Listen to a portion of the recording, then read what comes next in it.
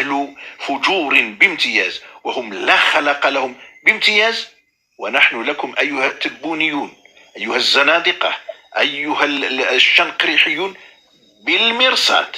نحن الآن مواطنون عاديون لا نملك إلا هذه المنابر، ولكن أبناؤنا وإخواننا وآباؤنا وأعمامنا وأخواننا من القوات المسلحة الملكية الباسلة ومن رجال المؤسسات الأمنية الفاضلة لكم بالمرصاد على الأرض، ونحن في هذه الجبهة لا نستخف منها ولا نستهين بها، بل هي جبهة وأي جبهة، ونحن لكم بالمرصاد. أنا محمد الفزازي لكم بالمرصاد، أخي ياسر لكم بالمرصاد، أخي الرأي المغربي لكم بالمرصاد، الدكتور عبد الكريم لكم بالمرصاد، الأخ كمال لكم بالمرصاد حفظه الله ورعاه. كل من يحمل غيرة على هذا الوطن وله رسالة واضحة ناصعة قوية لكم بالمرصاد. لن تجدوا منا بعد الآن أي هدنة، لا خوا ولا هم يحزنون، ويتجدد اللقاء بعد حين إن شاء الله. السلام عليكم. شكرا شيخنا الفزازي. باش نرجع لأصحاب هذه المنابر هذه وأقول لهم، وأنا من تكلمت عنه فهو يظن نفسه أنه إعلامي مغربي، فإن كنت إعلاميا مغربيا أنا من هذا المنبر أنا مغربي، أنا مجرد مواطن بسيط أقول لك بالدارجة قيل عليك الفقهاء، قيل عليك المشايخ. إلا كنتي كدير شي منصة عندك خليها منصة للناس أخرين، أما المشايخ والعلماء لهم من ينتقدهم. فمن أنت الذي تنتقد المشايخ؟ من أنت؟ كم جلست في حلقات العلم حتى تنتقد المشايخ؟ مثلا الشيخ العامري ولا العماري، هذا من خيرة المشايخ في المغرب ومن خيرة من يتبعهم الشباب المغربي. وهنا أقول إلى دوك الناس اللي كيصفقوا ليك، هذوك الناس اللي كيصفقوا ليك في التعاليق، هذوك المشايخ هم المستقبل ديال ولادكم. إذا أنتم تطفئون شمعة مستقبل بلدكم وتطفئون مصابيح التي تنير طريق ولادتكم. من اللي اليوم ننتقدوا هذه المشايخ، هم مشايخ ليسوا بمشايخ متشددين لماذا تقحمونهم في صراعات؟ هذه المشايخ في غنى عنها. ولماذا تستأسدون على هذه المشايخ؟ واش بغيتوا تطلعوا البوز بكل شيء؟ راه لن تقتل المشايخ وتصعلكت على المشايخ فقد تأتي بزوجتك غدا، لأنك بغيتي البوز. مادام تطاولتي على المشايخ فإنك لا تحترم حتى عرضك. هاد المشايخ هما المستقبل ديالنا، ونحن في المغرب لم نتربى على التطاول على المشايخ. حتى إن كان عندك انتقاد وكان عندك رأي فكاين هناك تليفونات. النصيحة أمام الملأ فضيحة، فادخل عنده التليفون ديالو، ماشي جيتي مطلع جوج ديال الصور ديال جوج ديال المشايخ ونصبتي انت وكأنك جئت من مجالس مكة أو جئت من الأزهر أو جئت من القرويين. من أنت؟ يعني أنت أقول لك أصبح عليك علامة استفهام، أنك تسترزق أولا، وأنك لا تفرق بين السابل والحابل، تخلط هذا وذاك، وما كيهمك غير المشاهدة وكيهمك غير القناة ديالك، وتخدم أجندة تبونية لا أقل ولا أكثر.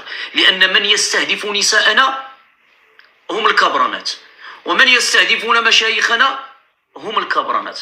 فكنا كنهضروا على واحد كاين كيقول لك بغى الحر، بغى حمار حر، سطل حر، كاسرونه حره، كل شيء دخلوه في حر. يعني كل شيء تقول له طارون الزبل يقول لك حر، عادي ولات عندهم هذا حر يعني على جميع يستهدفون الشيخ الفزازي، يستهدفون أسعد الشرعي، يستهدفون منار السليمي، يستهدفون حتى الدكتور الصنيبي. هل هنا كنطرحوا سؤال، يستهدفون السيبون؟ نعم بشراسة، حتى أنهم المهم خلي داك الجمر راقد. هل أنتم مغاربة؟ هذا هو السؤال اللي كنطرح. واش نتوما مغاربة؟ واش نتوما معنا في الخط؟ واش نتوما كتقلبوها على منبر؟ واش نتوما كتقلبوها على السمية وما داها فيكم حد؟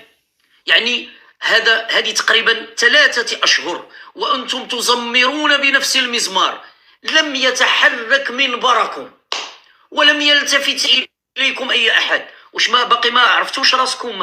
راه المغاربة ليسوا بالسهل، كيقول لك لست أنا الخبة ولا الخبة يخدعوني. راه إذا نتمنى الكلمة تكون وصلت. إذا الآن المفاجأة بالنسبة لي أنا هي عيون التي نوه بها الإخوان جميعا، نتعرف عليها اليوم، لن أطرح عليها أي سؤال وتبقى المنصة ملكا لها، فلتتفضل مشكورة. مرحبا. السلام عليكم الأخ ياسر. السلام ورحمة الله.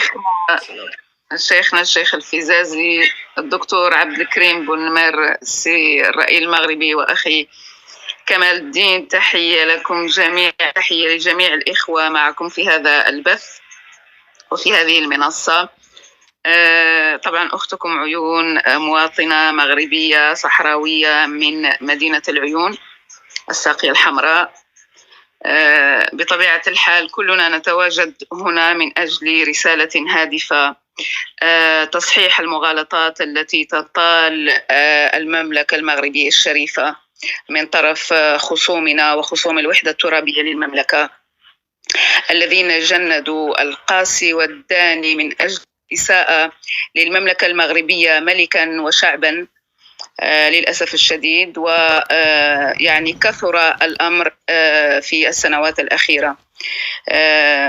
أنا سمعت بداية البث وأعتذر لأني أود بداية أن أوجه الشكر لأخي سامي جنازرة من قطاع غزة من فلسطين، وهو الذي وجه لي الدعوة لحضور البث، وقال لي بالحرف إن بث الأخ ياسر فيه نخبة من عصارة النخب المغربية، وسمعتهم يسألون عنك، فالتحقت بالبث يعني سريعا. شكرا لك أخي سامي، شكرا لجميع. غزة يعني الميساج جا من غزة.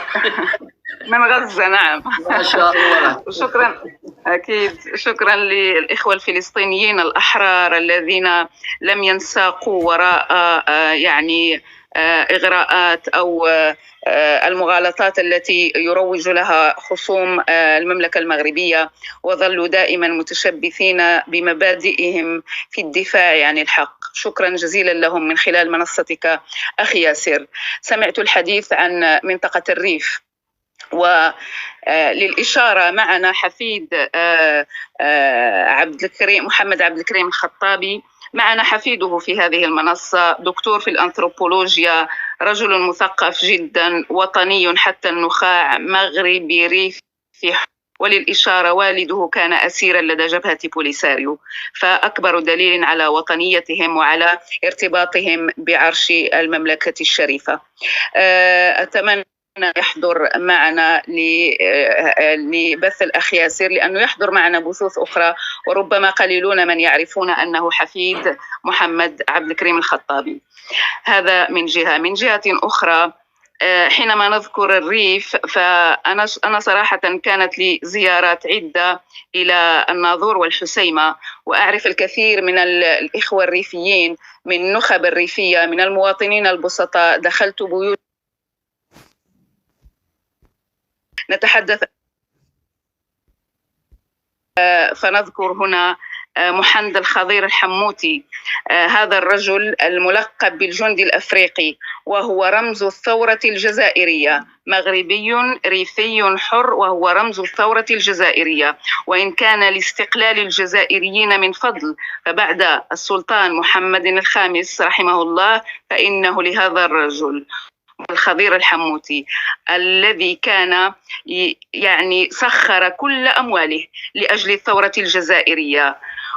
وفي الكتب التاريخ، حتى الكتب الجزائرية وفي المتاحف الجزائرية الباخرة النصر التي يتحدثون عنها دائما هي ملك لهذا الرجل. تذكر الباخرة في كتب التاريخ المحرف الجزائري، لكن لا يذكر مالكها، ومالكها هو محمد الخضير الحموتي، وملكية الباخرة لا زالت لدى أبنائه لحد الساعة. أنا زرت بيت الرجل وتعرفت على عائلته، وجلست معهم طويلا وراجعت كل الوثائق التي عندهم عند هذه العائلة.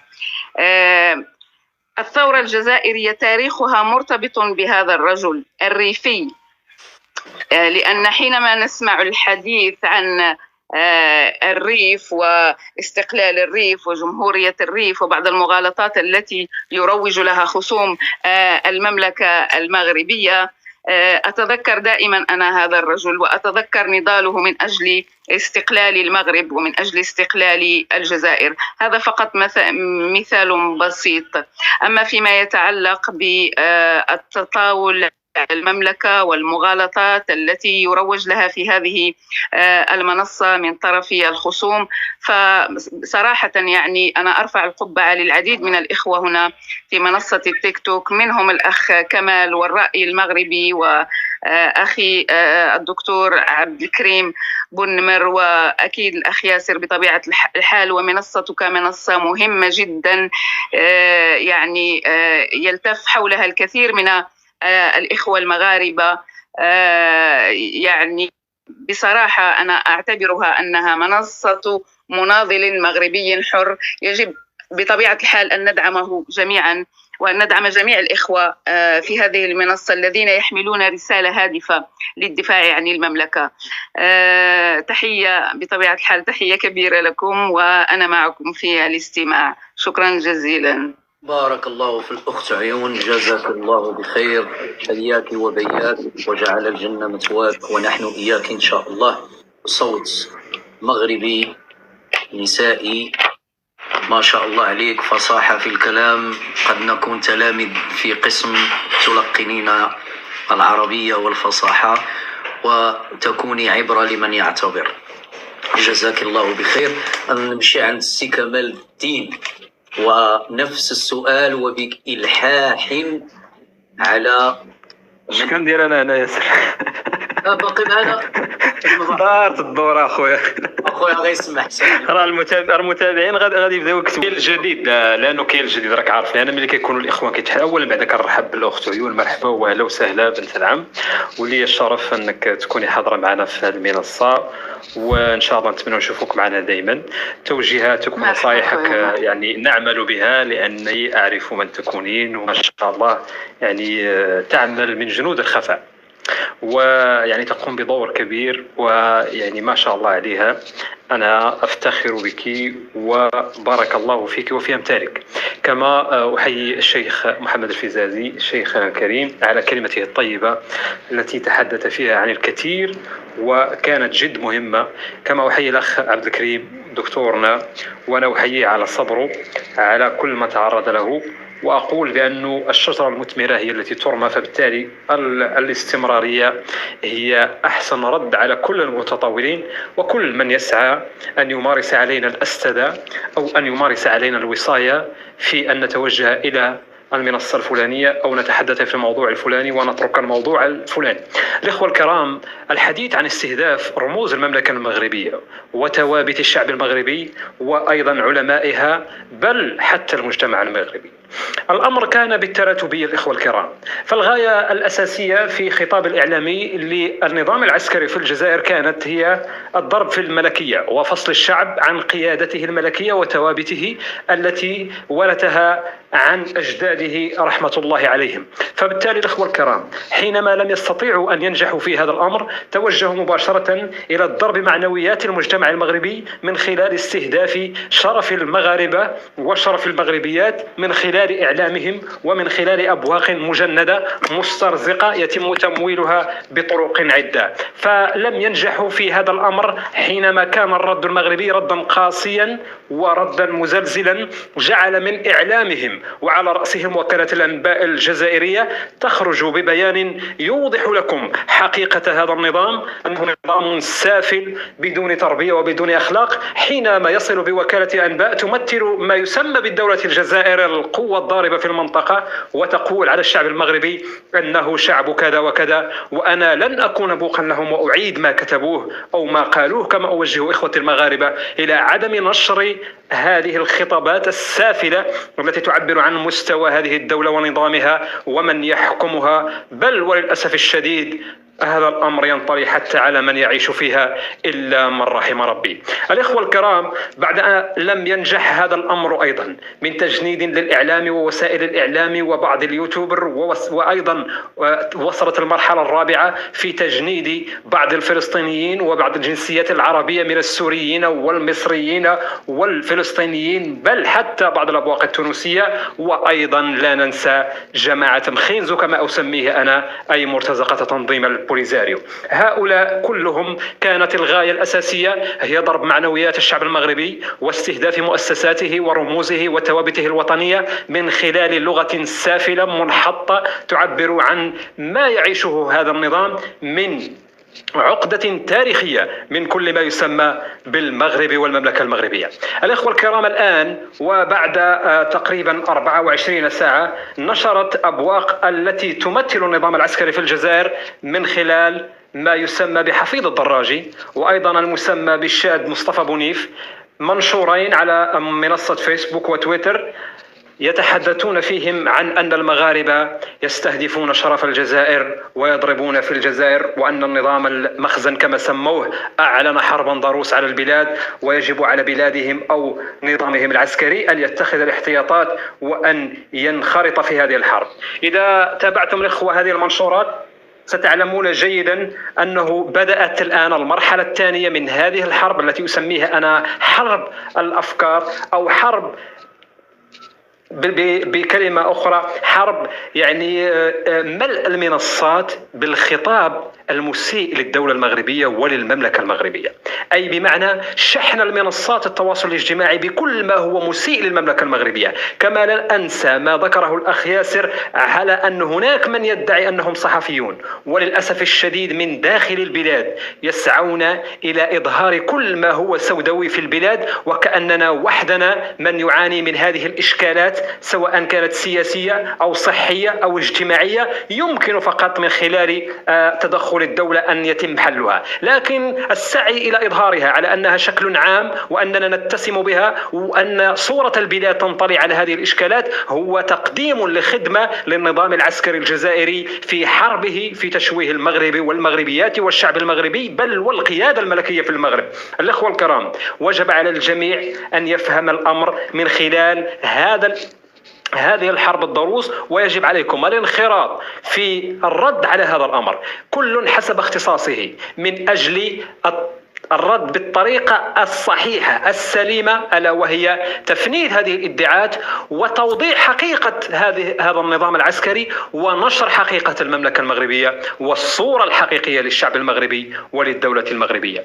الأخوة الكرام، من بعد هذه المنشورات أظن أن الشهور القادمة أو الأيام القادمة ستبدأ حرب المظلومية، حيث سيتباكى علينا الجزائريون ويلعبون فيها دور الضحية على الشعوب العربية وفي منصات التواصل على أن المغرب هم الذين بدأوا هذه الحرب السافلة إن صح التعبير، وأننا نحن من ظلمناهم. فبالتالي يجب أن نتعامل بطريقة أخرى وبأسلوب دبلوماسي صريح وواضح، وأتمنى من الإخوة أن يفهموا أن هناك من يريد أن يوقعنا مع شعوب عربية شقيقة، فلا تنجروا ولا تكونوا متسرعين في الرد، واعلموا الغاية والهدف من كل مشكل تم طرحه على منصات التواصل.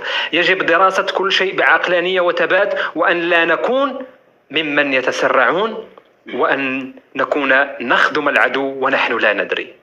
تحية طيبة واعتذر على الإطالة الإخوة الكرام. شكرا الأخ. الرأي المغربي كلام جميل دائما وكالمعتاد تضرب في الصميم، يعني ما عندك لا هكا ولا هكا. جزاك الله بخير.